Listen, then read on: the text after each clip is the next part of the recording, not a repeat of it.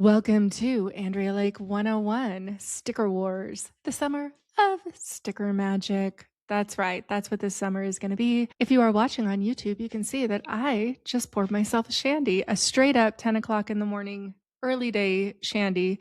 This is one of my last days of this sort of intermittent time in the sticker world where I actually have a moment to stop and catch my breath. I cannot pursue any more sales than I currently have because our machinery is actually full and we're operating at max capacity. So I have been taking the last few weeks to just relax. My God, after 2.5 years, just straight fucking after it. No joke. Really more like 32 months of just nonstop all day, everyday work. Now, to be clear, in these last few weeks, you bet your fucking bottom dollar I'm still working all day, most days, but I have had time to just like relax, take a minute, take a breath, because I am going to be immediately immersed into what I have been calling quantum leap hyper warp speed time, because I think the next year is just going to go right past us.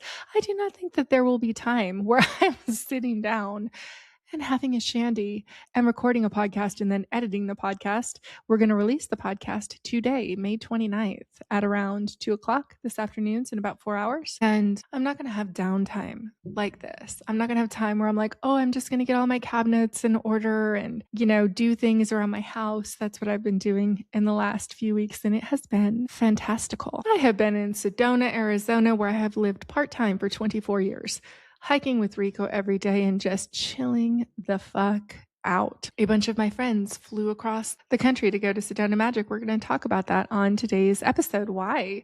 Because Sticker Junkie paid for that, because it is a bunch of clients of Sticker Junkie who also happen to be my friends and people who have contributed to the vision or the story of Sticker Junkie. And that is how we spend our ad dollars. So this one, you guys, is going to be called Sticker Wars, the Summer of Sticker Magic. And it's really going to be tactical for you business people, for people who are out there and want to start their own company or have started their own company and want to scale, or just want to understand how the fuck do you actually scale when you don't have anything. It's cuckoo pants crazy. And for anyone new, I've started 18 companies: Sticker Junkie, Yoga Junkie, Delinquent Distribution, the Power Chick Mafia. Delinquent Distribution owned the sales rights on Minecraft, World of Warcraft, Call of Duty, The Walking Dead, etc. And I've started a bazillion companies. And so I know how to start a company. So this last 2.5 years has been nuts. The quantity of compliance that you have to get in place if you want to be a company that does about $100 million in revenue is bunker. Like, you can fly by the seat of your pants and do $4 million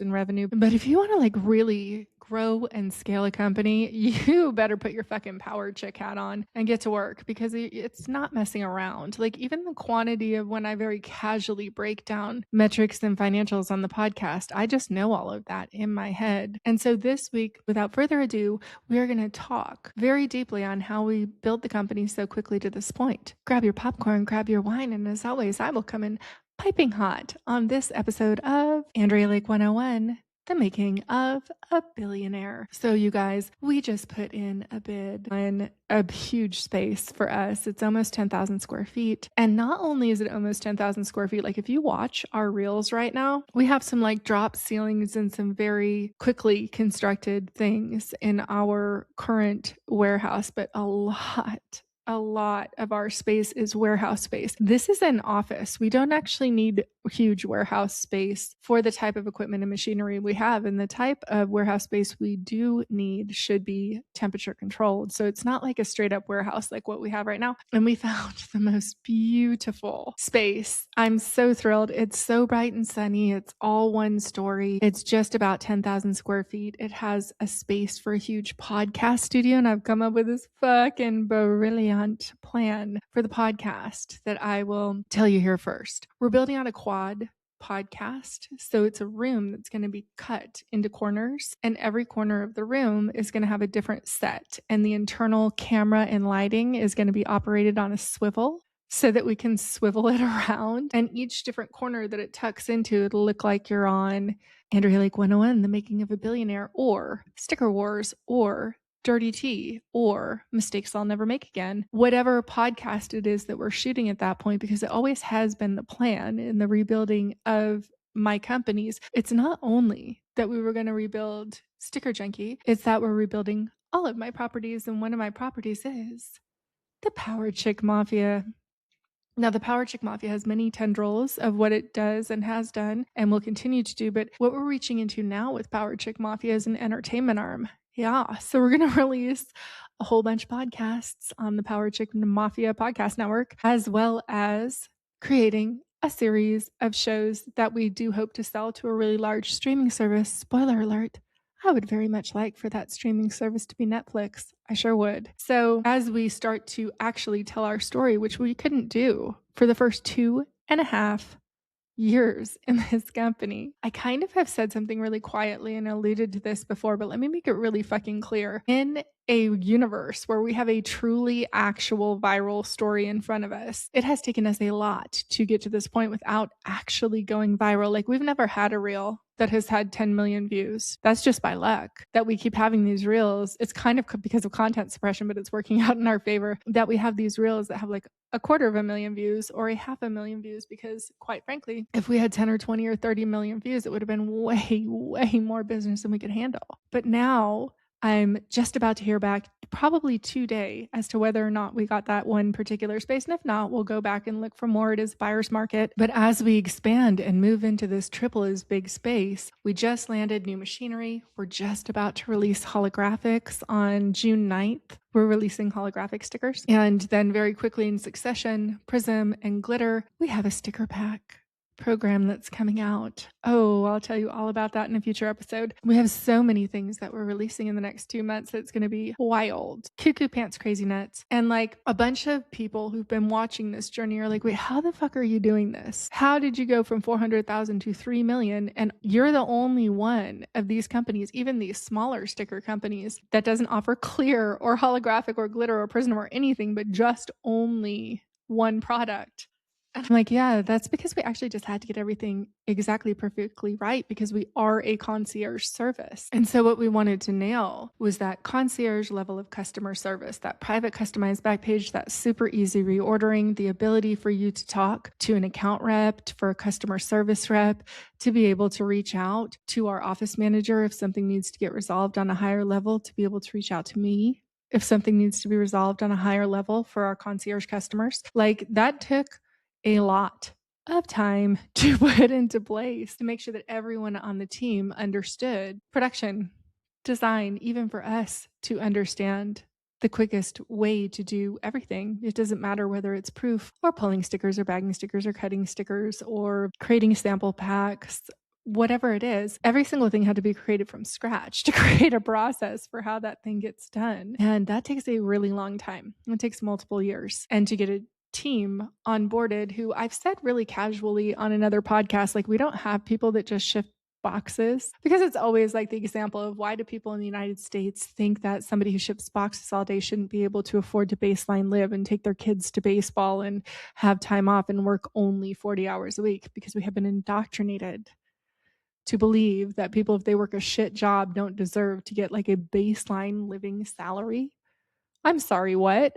If you want to dive into that, and this is your first episode, just go back to last week's episode, The Politics of Greed, and it really explains why all of that is the way that things are. So anyhow, in our office, we don't have people that just ship boxes and that's their whole job. We have people in production, and we expect them to be able to master all of the different machinery in production, so that anybody that's working on a device can go adjust the cut width or make a decision point in lamination, because they are properly trained in every different part of the sticker process. And that also creates a way more fun environment, because you don't have people that just only all day long every day laminate or do sticker packs. You have people who are sort of rotating, almost like in a CrossFit style, sort of like moving around into the different segmentations of things that need to get done. And the level of thinking things through and putting things together when we basically came in from scratch was high. Yeah, it did take a few years. It really did. And now with this new space, we're going to immediately be able to scale up the quantity of equipment that we have, which means that we're going to immediately be able to produce 3, 4, 5 times as much product. And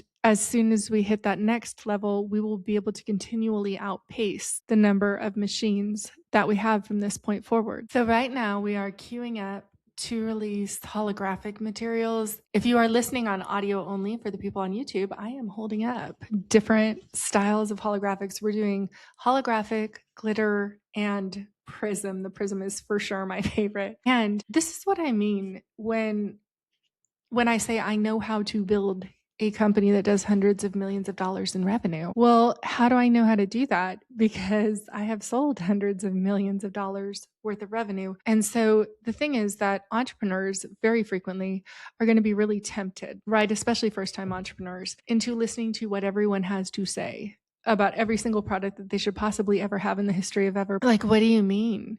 If you don't have buttons or magnets or holographic or clear or glitter. And I'm like, no, babe, I have what you really need, which is absolutely excellent customer service, people who love their jobs, and a really good story. That's what you actually need. Okay, longtime listeners, bear with me because I'm going to explain something we've talked about before. There is a rule, an 80-20 rule, basically on everything. So 80% of your revenue is going to come from 20% of your clients. 80% of apples that get harvested every year come from the top 20% producing of the trees. It's sort of this ubiquitous law that's just in nature. So with us, 80% of our revenue does come from our top 20% clients. And so I wanted to create this very concierge level of service. Now, I detail more deeply exactly why in last week's podcast. If you're new, episode 69, The Politics of Greed. However, like, if you can have one client that brings you $100,000 a year in revenue, number one, there's virtually no customer service required for that client once you've onboarded them. So we have a very specific way that we give very secure access and permissions to artwork to a whole organization. And once our companies are within our particular system, they're not going anywhere because we also have made sure that we are super fucking fast, that our material is the actual best material. We use MacTech material now. We do like all of the material companies and all of the suppliers, but we have just switched over to a crack and peel back that we're about to announce widely with MacTech's fucking ridiculously good formula. Nakusa also has fantastically great vinyls. And I know that because I looked at every single vinyl supplier in the United States. These are all US manufacturers. And then for holographics, we did the same thing. We looked at legit every different material supplier for holographics for Prism. If you're watching on YouTube, you can see our Prism. It's fucking sick because I am ridiculous, right?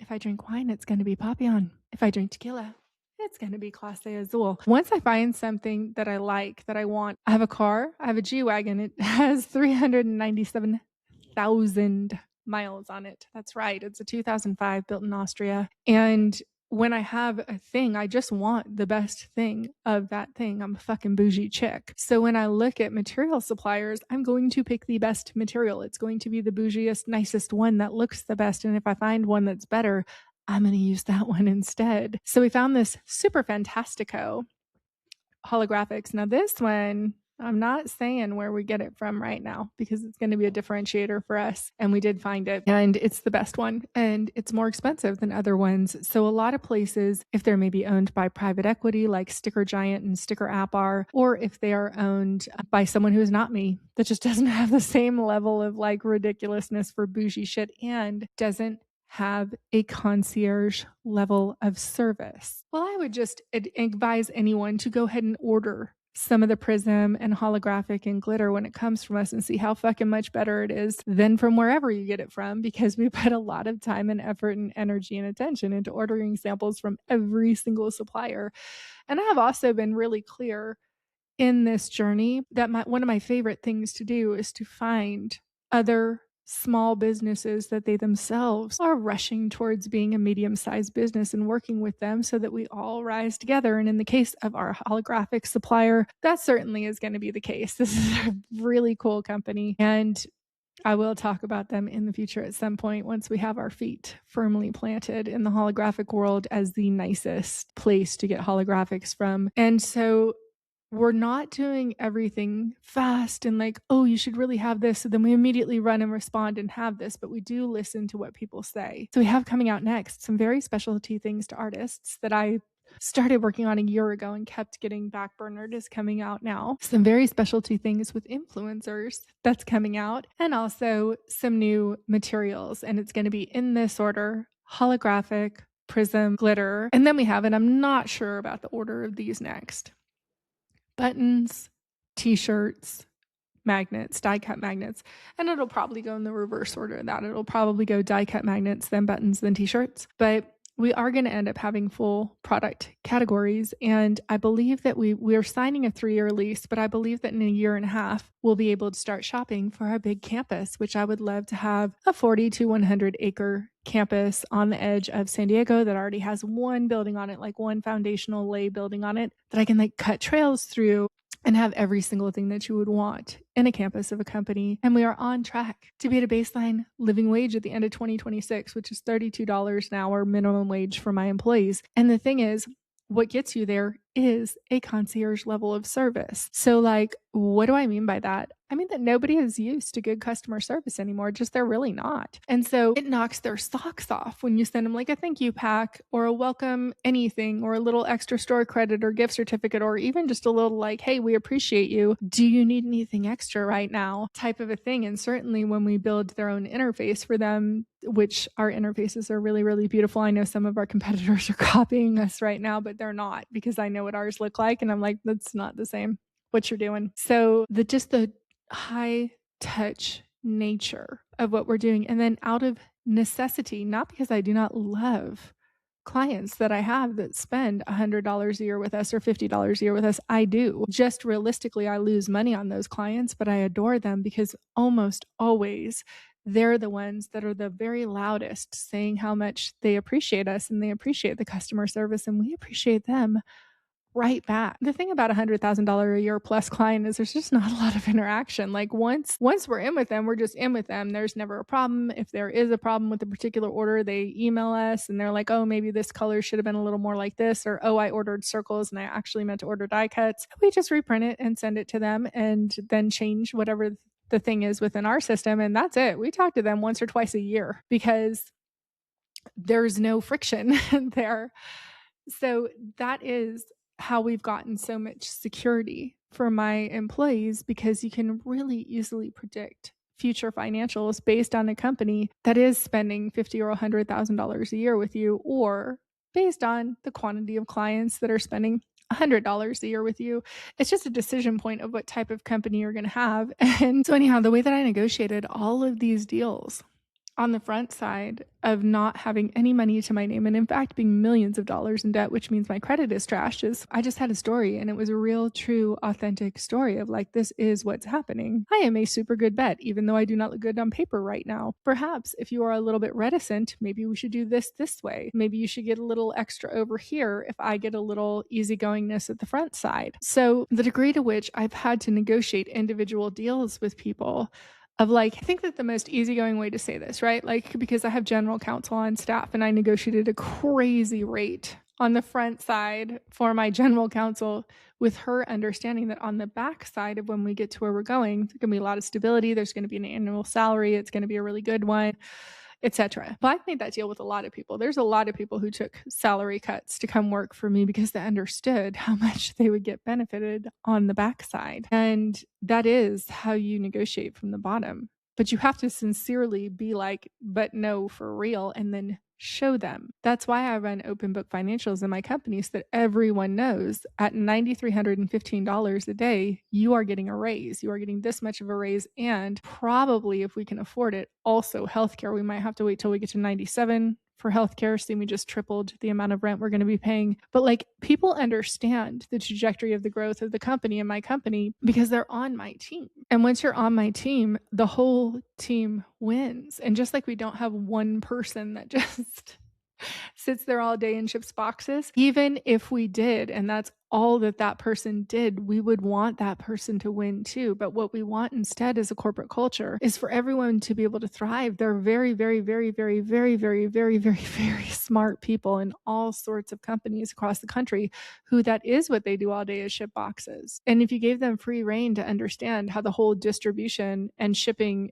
area worked and the whole production or whatever area that it is worked and empowered them to give you ideas, suggestions, etc., the quantity of understanding that you would have in that area and the quantity of efficiency that you would just inevitably reach when you have all of these people who come to work day after day and nothing is punitive in their experience. If someone makes a mistake, it is almost certainly because a proper process has not got put into place. Because inevitably, as you're going along and doing like a sort of a task in a factory environment and you just work there on the assembly floor, you're going to see ways that things could get done better. But most workplaces like disincentivize employees from explaining that. And at Sticker Junkie, we're like, oh, we want all the ideas from everyone all the time. We want to know what you think, and we want to implement ideas that you think would make your position better, your area better, the overall company better. As we solicit feedback like that, it's crazy how the company is coming together, because all of a sudden you don't just have one or two or three or five people at the top telling everyone what to do. You have a whole cohesive organization that is expressing how things should be done. Now, in Sticker Junkie, the quick final update as I wrap up this episode is I've been gone from the office for a lot of the last 6 months. At first, I was just working on sales, and then I've been taking this sort of like take a breath, catch a breath moment. And I'm about to go back into the summer of sticker magic, where I'm literally in the office all day, every day, as we rebuild this area and then release new product after new product after new product and new partnership after new partnership after new partnership. And we land cuckoo pants crazy big clients, cuckoo pants crazy big clients. Yeah. Just in the last few weeks, we got 2 of the biggest fast food companies in the country. Yep. We sure did. Yep. We sure did, just in the last 2 weeks. So the growth and pace and scale of this company is crazy. And with both of those companies, I haven't even reached out to get fully distributed through their whole corporation, because we do not have enough equipment to be able to properly handle that request right now. But the thing is that we have a line of clients who we know are our clients now, and they are literally just waiting for us to land more machinery and to get more product implementations in place. And then they are with us. And when they're with us, we distribute widely through their whole corporation and sign a deal with them. So they are just with us. And we do not require any of our large corporations to let us use their name on our website. So most sticker companies, and by the way, if you are one of my competitors who has a small sticker company that watches this, you are not allowed to just put a Fortune 100's company name on your website and associate them and correlate them to you. That is a thing that needs a legal sign off from that large corporation, most of which will not give it to you. And so almost always, if you are going onto a website where someone is like, this client is mine, and this client is mine, and this client is mine, they have printed for that client, but they absolutely do not, in most cases, or most likely do not have permission from that Fortune 500 to say that. And we have personally seen a few of our competitors advertise on their website that one of our clients, who we know for certainly sure that we are integrated 100%, and that is our client, and all of their dollars come to us. And multiple other companies say that that is their client, and that is not a true fact. But we don't put any of our big clients on our website. We don't put any of our clients on our website because we are very much a political company now. We wouldn't have been that way if our biggest competitor over at Sticker Mule was not legitimately running for Elise Stefanik's seat in Congress, you guys. Next week's episode is all going to be about what the antics are with the updated Sticker Wars and Sticker Gate. But this week we wanted it just to be a celebration of us, but we would never have gone in a political direction. Well, we would have, because shit's gotten so bad, but we wouldn't have as quickly as we did if Anthony Constantino from Sticker Mule was not running for Congress. Like, he just did a tour of his office this week. We're covering it next week on the podcast, of Sticker Mule. And he walks into his own personal office in this interview, and it's covered with like Trump paraphernalia. And I'm like, I know that you inherited a company from your parents and then called Noteworthy, and it was a promotional product company. And then he like spun up Sticker Mule out of already having inherited like a huge building that had lots and lots and lots of equipment and lots and lots and lots of people working there, and built in all the compliance was done. Like, everything that we would have spent the last 2.5 years getting done would have had to be done in a promotional product company the size of Noteworthy, and also a huge client list and whatever else he inherited. And then he spun up like on the side within there, just like another product line, like, oh, we're going to do stickers now instead of just paper. It's going to be your lowest profit item. Stickers going to be your highest profit promotional product item, but it still is just a promotional product company under a different name. So it's interesting to me to listen and hear him tell his story, because I'm like, okay, I have thoughts. Not going to say what they are. Self-made, you say? Good to know. So when you go into his office, that he himself on his personal social media gave a tour of over at Sticker Mule, there's nothing that I saw in there that was Sticker Mule related. And he was like, oh, well, I barely ever use this office. I'm like, that sounds right. And then he goes into the office and it's just like Trump paraphernalia and a Trump flag and Trump hats. And I'm just like, but where is your stuff? It was wild to me to watch. So we're going to cover all that next week. He also has a whole segment. I'm not even going to say it in advance because I'm certain that they watch and I don't want them to take down what I'm going to say next week.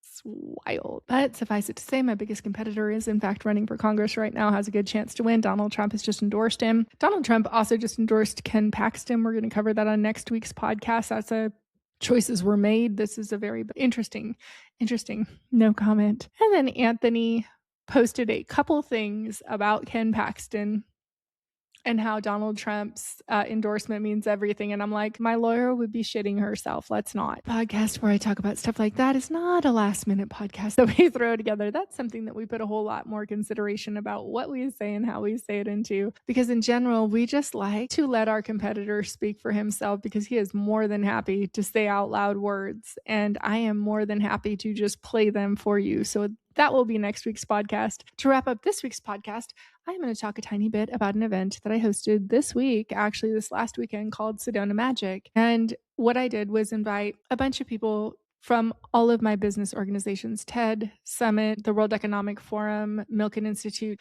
just any of the organizations, Davos, any of the organizations that I've been a part of over the years. I've been inviting really cool people to come out and connect with each other more deeply. Now, this is an event that's hosted by Sticker Junkie because a lot of those people that come, they order stickers. Yeah. Or they've had something to do. We had Emma Borda come, who was the very first person that ever did like a viral sticker gate reel for us and has just been a friend of the company ever since. Beme Fox, who is writing my book. You're going to think I'm a pathological liar. She's 2 times New York bestselling author.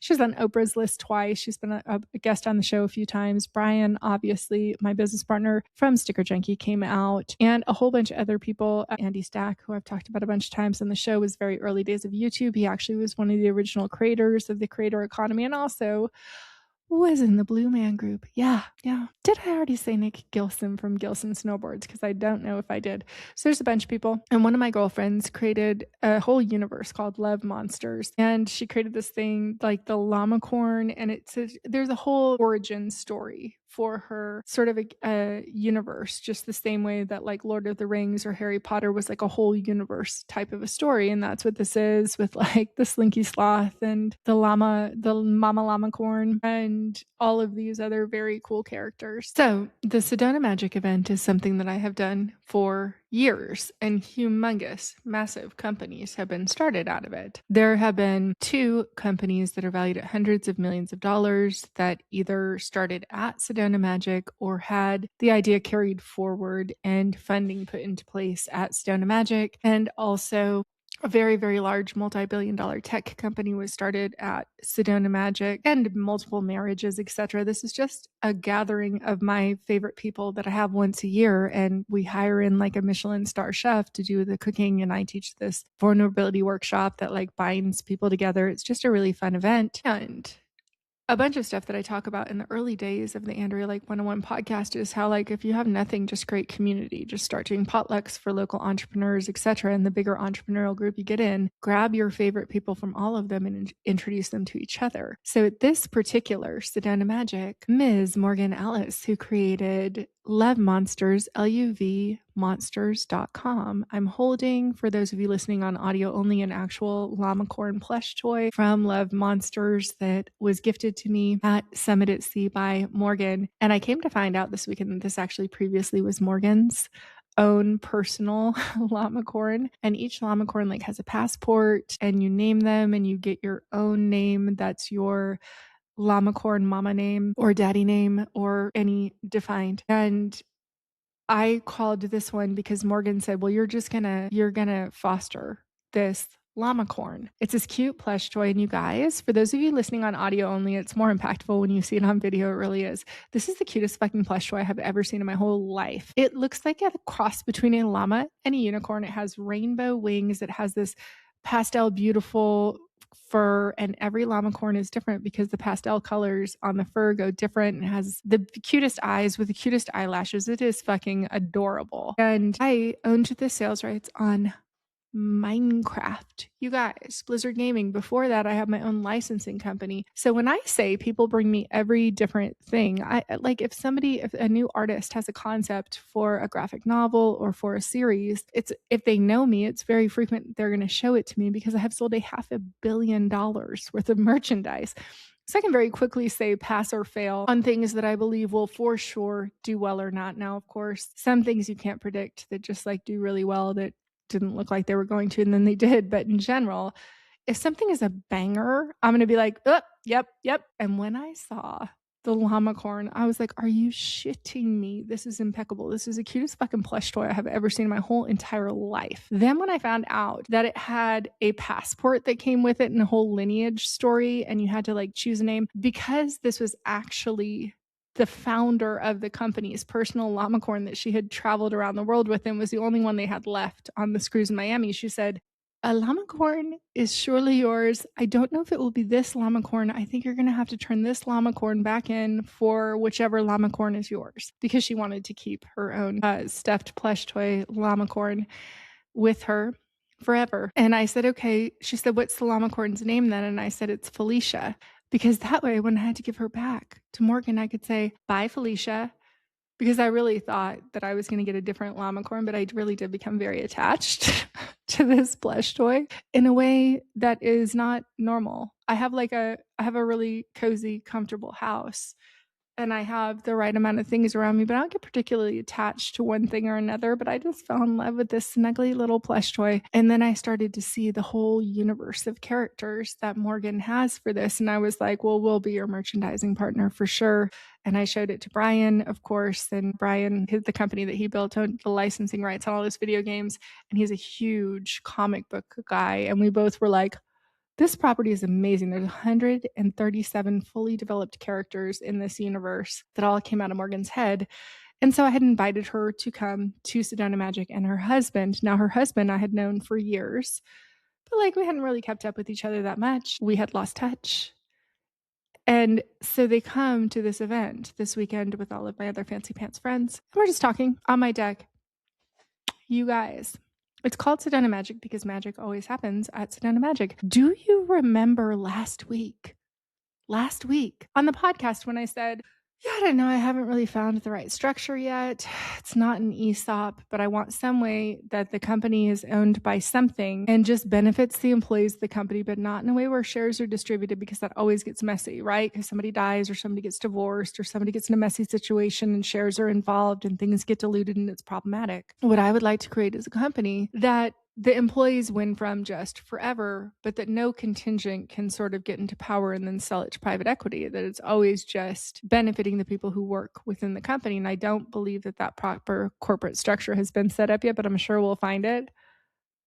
Well, Ryan, who I've known for 15, 20, so it's such a long time, but he and I having not kept in touch, I'm saying this part out on my deck in Sedona, that I want to find a correct structure to pass this on so that when I am dead and gone, my company doesn't end up in the hands of private equity. Because, well, when I sold my company, I decided to go get my MBA from Harvard. I was like, fancy. I didn't go to college, so that's really fancy to me, even though I have spoken at Harvard. It's really fancy to me, people who went to Harvard Business School. And he was like, oh, I did that way after I got my success. Ryan's whole education at Harvard Business School was specifically studying ethical ways to pass on companies and what structure would actually work long term. And he was in his HBS program, he was mentored by the woman who wrote, I can't remember what book, but I will mention it in future episodes, that runs down all of the different ethical ways that you can pass forward a company. And I'm like, are you shitting me right now? How did this just happen? So now I'm going to let you guys follow the journey of like what kind of structure that we put the company into eventually, once it is out of debt and once it is stabilized and once I have repaid myself my retirement savings that I cashed in on this journey of having gone broke, and once all of my employees are taken care of, etc. But part of the journey for sure now will be the creation of some type of merchandising with llamacorn. because that's what happened at Sedona Magic. And also another company got birthed at Sedona Magic that I'm sure that I will talk about in the future. And from here forward, that is how we spend our ad dollars, is that we bring together the whole community of people who purchase from Sticker Junkie, whether that's like, hey, we're going to have a thing for all the cooler businesses, like the tattoo shops and breweries and dispensaries that order from us like once a year, any other cooler coffee shops, any cooler sort of a company, or even if you're a cooler like barber shop or mechanic shop that has some cool edge to you, we're going to get those people together once a year so they can all connect and meet with each other. Then we're going to have a higher end one for all of our top tier clients. This is what I mean when I'm like, somebody can't compete with me because they're not me. Because from this point forward, it's exactly what just happened with these two fast food companies. They heard our story and saw me and started buying from us. Now I will reach out to them personally and secure them as a deep corporate client. Nobody else can do that. If you're some other sticker company or a sales rep, it's not the same as having the entrepreneur that owns the company that understands everything about business and is going to connect you to your next business homies. That's a really different situation to be in. And that is, quite frankly, that is how you build $100 million to $2 billion plus annual revenue company. Like, I'm already planning the 40 to 100 acre campus that has a full fucking amphitheater on it, that has the whole thing with the type of people that I would bring together. And the type of people that I bring together want to know each other for fucking sure. As soon as we even baby barely posted from this first Sedona Magic, the people who got back to me and were like, I'm there next year no matter what, I'm in, I'm so sorry, I'm so sad that I missed this one. I'm like, truly bringing community together is what used to be business. It used to be that the biggest businesses that existed, they existed because they benefited you and they brought you more community. Now, the biggest businesses are the ones that have stripped the pricing down to the bare bones, down to the pennies, because they know that the bottom is being starved and doesn't have any choice but to shop with them, even if they don't particularly like them. It's literally the reason why I'm creating a company where everyone wins. I want my employees to be able to like have 3 kids if they want them, and coach a little league team or a soccer team or whatever it is, or go to be ballet dad, whatever it is. It doesn't really matter. I want for them what they want for them. And the ones that don't have families, I want them to do whatever they want, whether that is go volunteer at the Natural History Museum on their weekends, road trip across the country in a new Sprinter van, or travel around the world. Whatever people want their life dream to be, I really do want for them. And it looks like by the end of this year, we should be able to implement 4 days a week, 10-hour a day work schedules. And I think that's going to we already have such a good vibe at the company, but I think that's going to kick it up even a notch higher, because if you have people and they're only coming in 4 days a week and it's 10 hours a day, they're going to be like banging on point. That is some vacation vibes shit for somebody that grew up in America. If you're making $70,000, $80,000 a year plus, and going in 4 days a week for 10 hours a day, that's going to be a fulfilling life. You're going to be excited to go in on those days, especially once the company is profitable, which will take a while. That will probably take a year or two from here. You will be getting profit participation bonuses in that company. Like, that's how all companies should work. That's how all companies should work. It's inexcusable that a company that does more than $250 million in annual revenue doesn't work that way. In my company, we only did 1.8 million in revenue last year. That means we did lose money. We did not break even because we had to buy so much new equipment and machinery. And in December, I still gave my people holiday bonuses, cash bonuses. They were not big. They were between $250 and $750. I think somebody was brand new. A couple of people were brand new and got $150 bonuses, and they were brand new. And then I later came to find out, like, people don't give cash bonuses anymore. And I'm like, what? What do you mean people are underpaying so badly and they don't get cash bonuses? Because I was shocked. I was like, I'm really surprised that people are like crying or emotional. Like, I don't understand. I barely could afford to give anything. I barely could afford a $350 bonus was a big bonus. And some people got $500 bonuses and 2 people got a $750 bonus. And I was like, what? Like, and a bunch of people came up to me and said, I have never gotten a cash bonus before, ever. And I'm like, what? I got cash bonuses working at McDonald's when I was a kid. Everybody got a cash bonus at Christmas or holiday. Like, what? And now, as soon as we become solvent and cash positive as the company, I'm certain we'll get bonuses twice a year, because there'll be profit in the company to bonus people out twice a year. and we don't have investors who are siphoning away all the cash. Yeah, that's how that works. That's how that works. If you go into a company that believes that the profits should be shared with the people who built the company. Yeah. I don't know why very few people believe that now, but I do know that I'm onto something here with building out this community. And I can't wait to take you into our summer of sticker magic because it really is going to be a magical summer for all to behold. And I can't wait to show you what we're doing with the podcast studio, with the different ideas that I have for the breakouts of the podcast with people who have already agreed to be our guests on the podcast. You guys, it's going to be crazy. And I'm so excited for you early day first 1,000 Fanatic fan besties who got to see it from the beginning, because shit is about to pop off with the announcements that we have coming in the next couple months. So I'm going to enjoy the rest of my shandy while I edit this episode, because babes, I am not going to have a minute to myself. Truly, honestly, besties, I'm going to be nonstop sprinting forward for the next year to keep up with the growth that we have in front of us, because it is going to be cuckoo pants nuts crazy. So I do promise to dive into all of the political sticker wars tea next week on the pod. Until then, enjoy your popcorn and enjoy your wine, and I will come in next week piping hot with all of the tea on Andrea Lake 101, the making of a billionaire.